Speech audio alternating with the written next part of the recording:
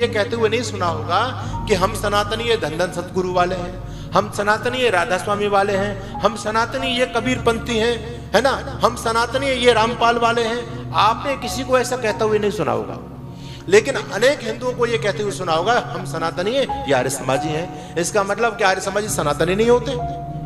आश्चर्य की बात तो ये है कि ऐसे ऐसे पंथ जो हिंदू समाज के देवी देवताओं को बिल्कुल नहीं मानते, राधा स्वामी वाला ना राम को मानता ना कृष्ण को मानता है, ठीक है। कबीर पंथी आपके किसी भी देवी देवता को नहीं मानते, ब्रह्मा कुमारी वाले आपके किसी देवी देवता को नहीं मानते, और कितने सारे पंथ हैं। अभी मैं गुजरात में गया तो वहां स्वामी नारायण संप्रदाय चलता है, वो आपके कोई भी देवी देवता को नहीं मानते, बिल्कुल भी नहीं मानते। वहां राम का नाम तक उनके सत्संग में आप नहीं ले सकते। ऐसे ऐसे पंथ इस समाज में जो चल रहे हैं, उन ऐसे ऐसे पंथों को हिंदू सनातनी मान करके बैठा हुआ है।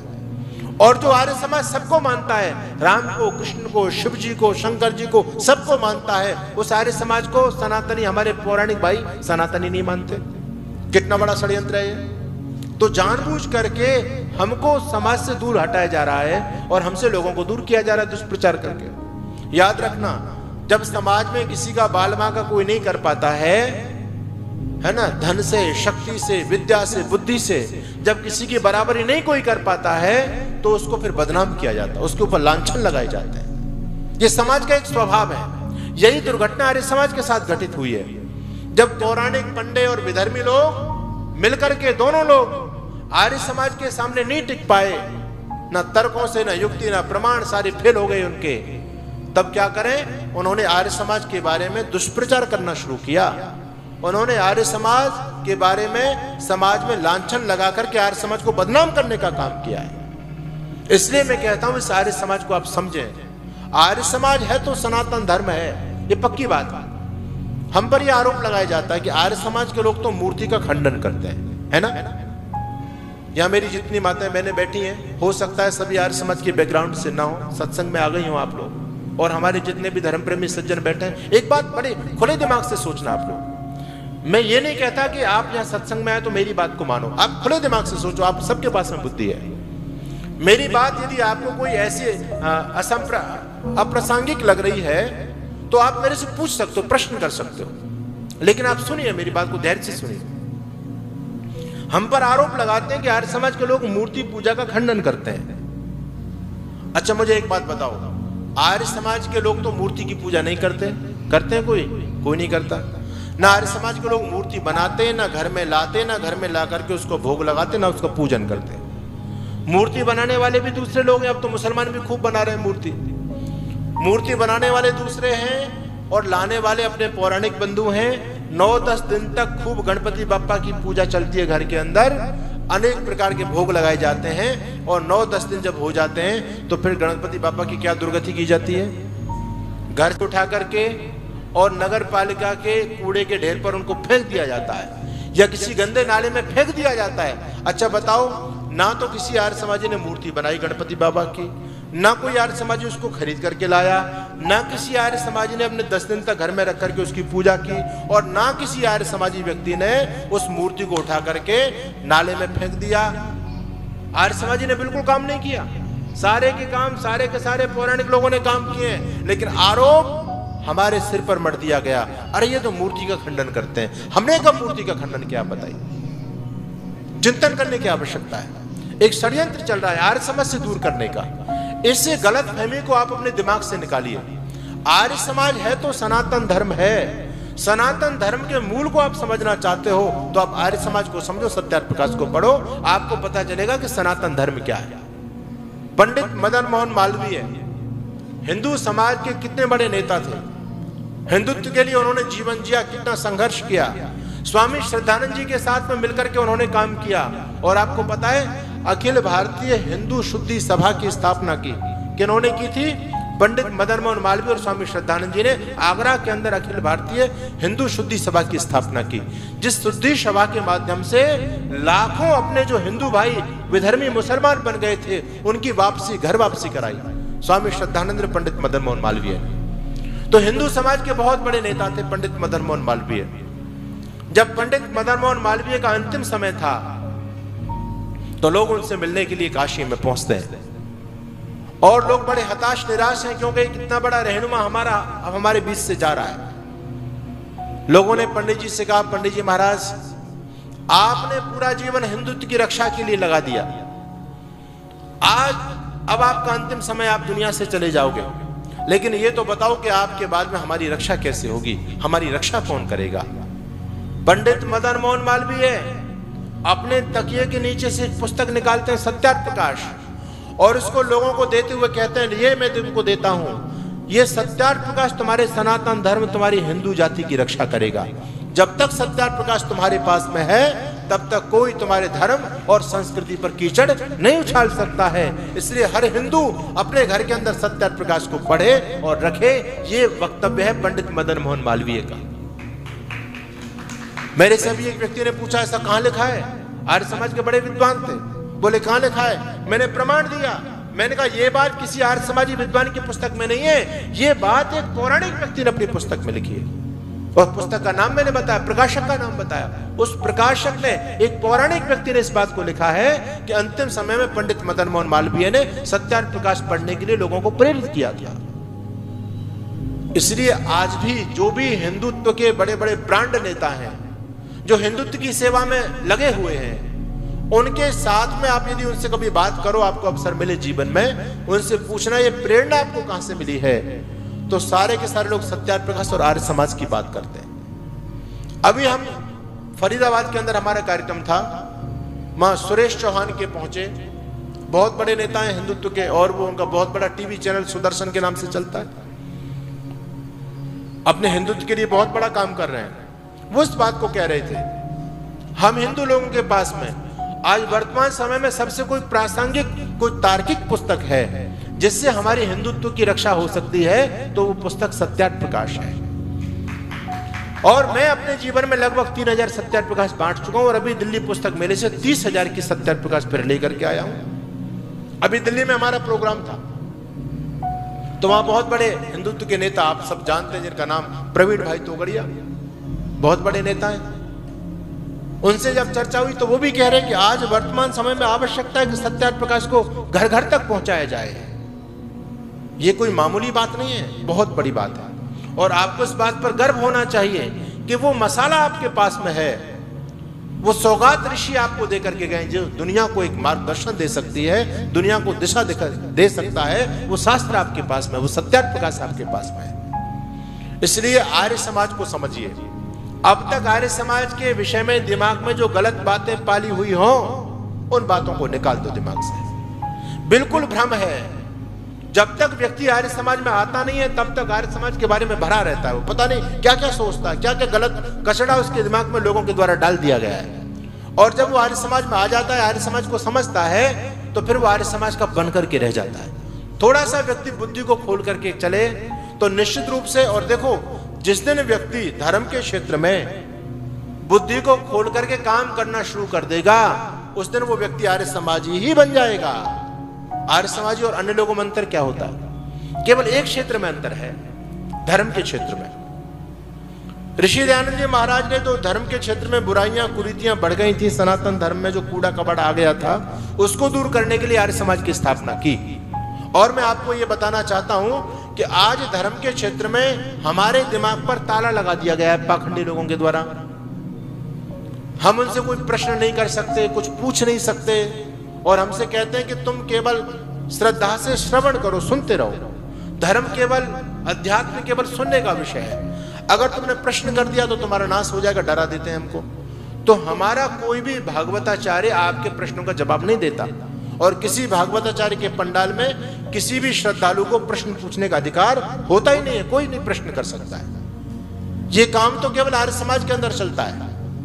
तो मैं निवेदन आप लोगों के बीच में ये कर रहा हूं कि कोई भी प्रश्नों का जवाब नहीं दे सकता। विधर्मी लोगों के प्रश्नों का जवाब यदि आज किसी के पास में है, तो आर्य समाज के पास में है, और वो सत्यार्थ प्रकाश के अंदर है। अभी आप लोगों ने एक फिल्म देखी होगी जिसका नाम है केरला स्टोरी। देखिए, कितने लोगों ने देखी? नहीं देखी तो देख लेना, और अपने बच्चों को जरूर दिखा देना उसको। बेटी हो चाहे बेटा हो, इस काम को तो आप लोग जरूर करना, इसको जरूर दिखाना। ये स्टोरी नहीं, ये हकीकत है।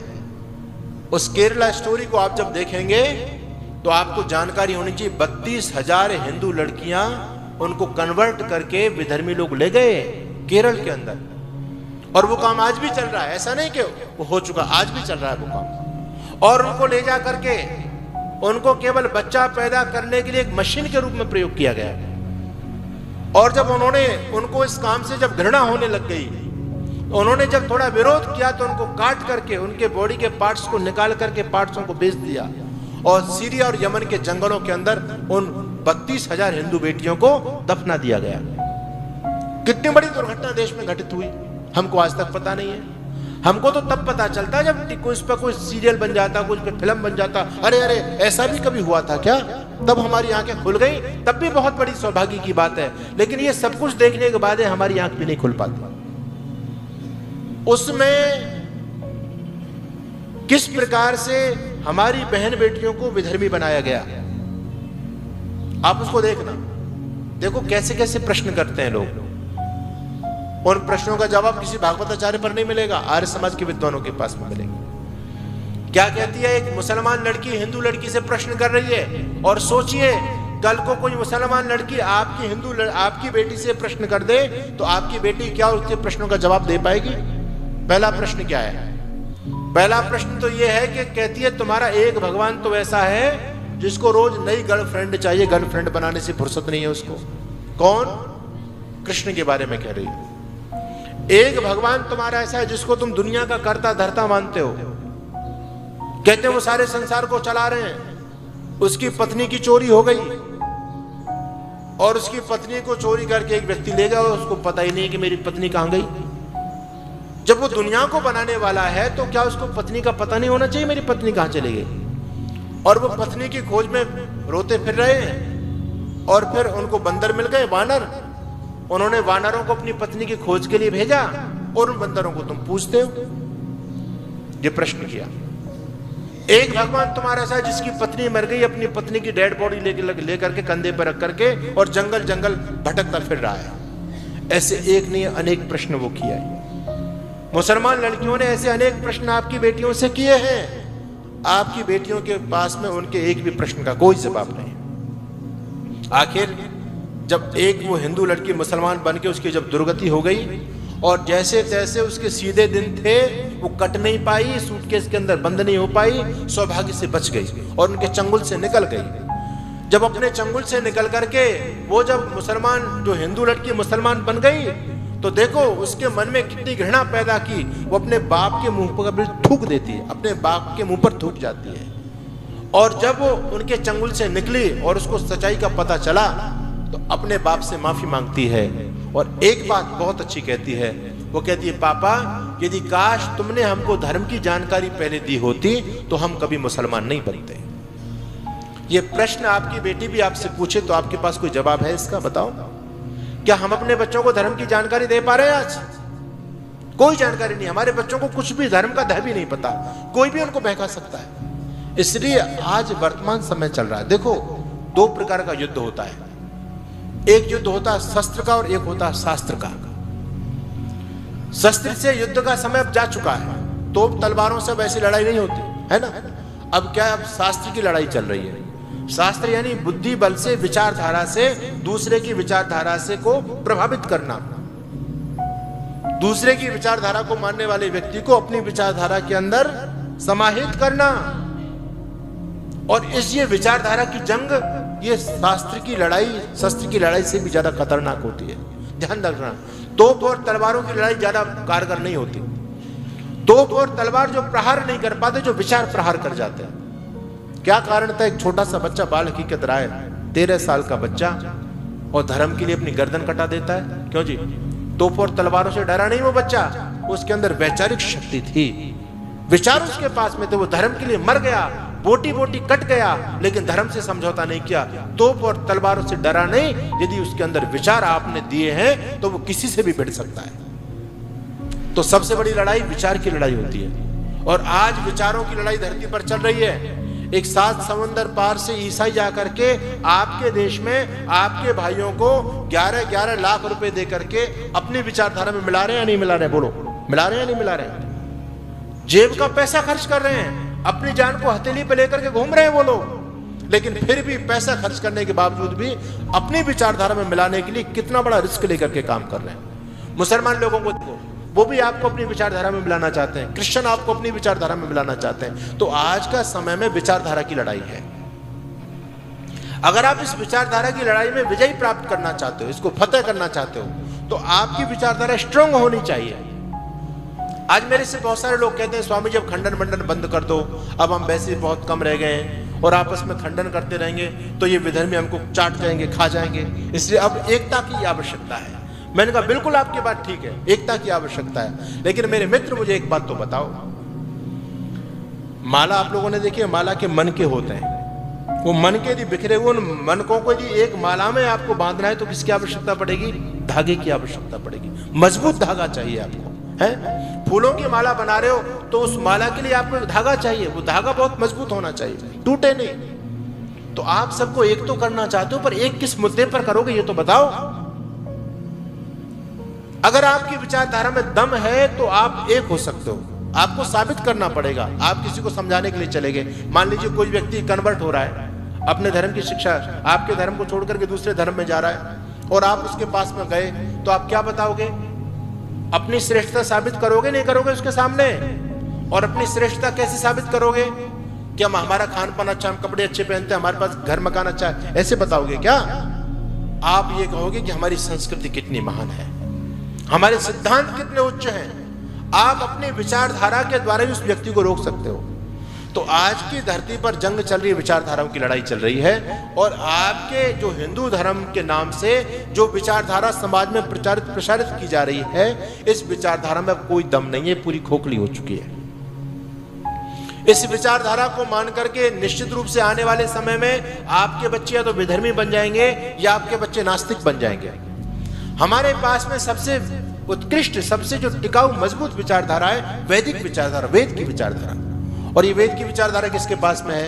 ये आर्य समाज के पास में है। तो इस समाज का भला हो सकता है तो आर्य समाज के रास्ते पर चल करके हो सकता है। ऋषि दयानंद कहते हैं अगर आप राष्ट्र और समाज का भला करना चाहते हो तो आर्य समाज के कंधे से कंधा मिला करके चलिए। आर्य समाज हिंदू समाज का रक्षक है, हिंदू समाज की छावनी है, और यही आर्य समाज काम आज भी करता है। लेकिन हमारे भाइयों को बरगलाया जाता है, बहकाया जाता है कि आर्य समाजी ऐसे होते हैं, वैसे होते हैं। ऐसी कोई भी बात नहीं है। आर्य समाज उस वैदिक परंपरा को मानता है। आर्य समाजी सच्चा सनातनी होता है। सनातन क्या है? वेद, और वेद को मानने का काम आर्य समाज करता है। आर्य समाज की जो विचारधारा है, इसमें ऋषि दयानंद की अपनी कोई विचारधारा नहीं है, सारी विचारधारा वेद की है, सारे सिद्धांत वेद के हैं। इसलिए वेद को लेकर के हम चलेंगे तो आगे बढ़ेंगे। मैं आपसे यही कहना चाहता हूं कि हम अपने मूल की तरफ लौटें, है ना? ऋषि दयानंद कहते हैं बैक टू वेदास, वेदों की तरफ लौटो।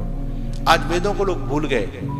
आज भागवत कथा हो रही है, शिव पुराण की कथा हो रही है, गरुड़ पुराण की कथा हो रही है, देवी पुराण की कथा हो रही है। ये पुराण नए नए पैदा होकर के समाज में इतने ज्यादा प्रसारित हो गए और वेदों को लोगों ने छोड़ दिया। तो ऋषि दयानंद ने तो वेद की बात की, वेद को तो सभी मानते हैं, लेकिन आज हमारे हिंदू धर्म के ठेकेदार कुछ हिंदुत्व के नाम से अपनी दुकानें खोल करके बैठे हैं। आर्य समाज उनका विरोध करता है, और जब आर्य समाज उनका विरोध करता है तो उनके पेट में दर्द होता है। एक महाराज मेरे से कह रहे थे इस बात को, आपको मैं बता रहा हूं। धर्मगुरु थे, पाखंडी थे। आर्य समाज पाखंड का खंडन करता तो उनके पेट पर लात लगती है। तो कहते हैं देखो तुम आर्य समाज के लोगों ने हमारे पेट पर लात चलाई है ना, हमारा खंडन किया, हमारे ग्राहक भाग गए हमको छोड़ करके, तो हमारे पेट की बात आई ना। कहते हैं आर्य समाज ने हमारे पेट पर लात मारी और हमने तुम पर ऐसी कैंची चलाई है, ऐसी कैंची चलाई है कि अब समाज के लोग तुमको सुनना ही नहीं चाहते, तुम्हारा इतना दुष्प्रचार कर दिया है। ये बात खुद एक व्यक्ति मेरे से बोल रहा था कि तुमने हमारे पेट में लात मारी और हमने अब वो काम कर दिया तुम्हारे खिलाफ जो लोग तुम्हारी बात ही नहीं सुनेंगे। ये षड्यंत्र है, इस षड्यंत्र को समझिए। समय पूरा हो चुका है और मैं आपसे यही निवेदन करूंगा, देखो अपने बच्चों को जरूर लेकर के आना, ठीक है? अभी 3 दिन तक कार्यक्रम चलेगा। आज तो पहला दिन है और आप अभी तो कल आपके बच्चों की छुट्टी होगी, रविवार है ना, रविवार में छुट्टी होगी आपके बच्चों की। फिर सोमवार शायद हरियाली तीज है, उस दिन भी छुट्टी होगी बच्चों की, होती है नहीं होती है? इसीलिए ज्यादातर कार्यक्रम रविवार को समाप्त हो जाते हैं और ये सोमवार को समाप्त कर रहे हैं। और उसका कारण यही है कि 2 दिन हॉलीडे के बच्चों को मिले, बच्चे ज्यादा से ज्यादा संख्या में यहाँ पर आए, तो आप अपने बच्चों को जरूर लेकर के आना और ये मैसेज सबको देना, ज्यादातर माताएं बहनें सबको बताना कि भाई आर्य समाज में जरूर चलना है। तुम बचना चाहते हो तो आना तुमको आर्य समाज के अंदर ही पड़ेगा, बाकी दुनिया में तुमको कोई बचाने वाला मसीहा पैदा नहीं हुआ। स्वामी दयानंद को छोड़ करके आज भी अपना वजूद बचाना चाहते हो, धर्म संस्कृति संतति की रक्षा करना चाहते हो, तो आइए हम सभी आर्य समाज के सत्संग में आना शुरू करें, आर्य समाज को समझें। आप सभी का बहुत बहुत धन्यवाद, सबके लिए शुभकामनाएं, सबके लिए आशीर्वाद। ओम शम।